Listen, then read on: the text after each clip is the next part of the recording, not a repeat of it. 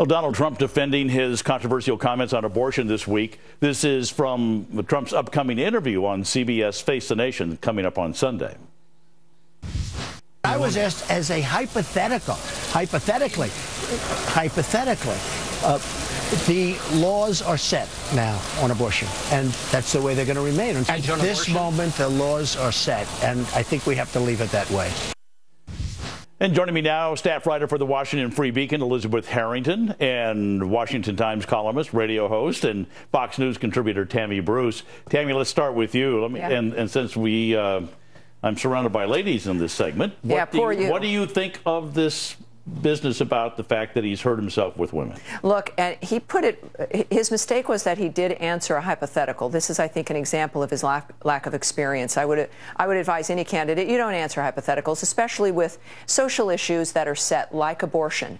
My contention is, and I'm not on the Trump train, I'm an independent conservative, but the reality is that in all the exit polls for the Republican dynamic, the issues that matter are national security, jobs, and the economy. And if those are important to you, Trump is the one you like best. This will carry through. Women know that abortion is done. Gay marriage is done. I consider those boutique issues. The other issues are existential issues. Mr. Trump is still the strongest. Ted Cruz has got to begin to convince people that he's the one people can turn to on those dynamics. All right, Elizabeth, let's check in with you. What do you make of this? All the word about the fact that women are going to be against him, and you heard Tammy saying national security, jobs, and the economy. What is it for women? Right. Well, I do think Tammy is correct. Single-issue women voters who are only going to the polls because of abortion, I don't think are likely to vote for Trump anyway. But what I think will be interesting to see if these kind of bad couple of weeks that Trump has had, if it will have any effect against him. I mean, we've seen throughout this campaign that he can say whatever he wants and it doesn't hurt him. There are some signs, however, that in Wisconsin, the GOP voters there have been a little turned off, and we see that in the polls with Ted Cruz rising. Yeah, but how much does this hurt, though? Because every candidate has, every election I can remember, every candidate has stumbles. Tammy? Well, look, I think most people expected this to go from a revolutionary candidacy to a regular routinized presidential candidacy, and they haven't seen it. And I think that's what people are worried about now, is that it wasn't necessarily just a fun game, that this is really the guy.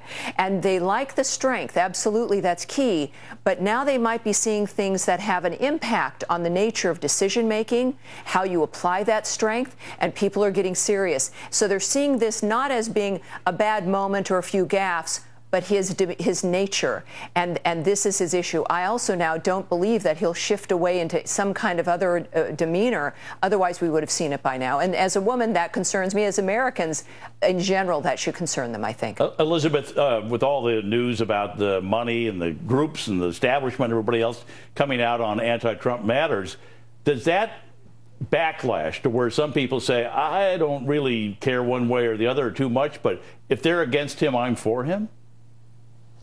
Well, right. I think this really anti-Trump campaign, and the strategy right now, it really is Cruz and Kasich being spoiler to prevent him from getting the delegates he needs, and then have a contested convention to get another person in there.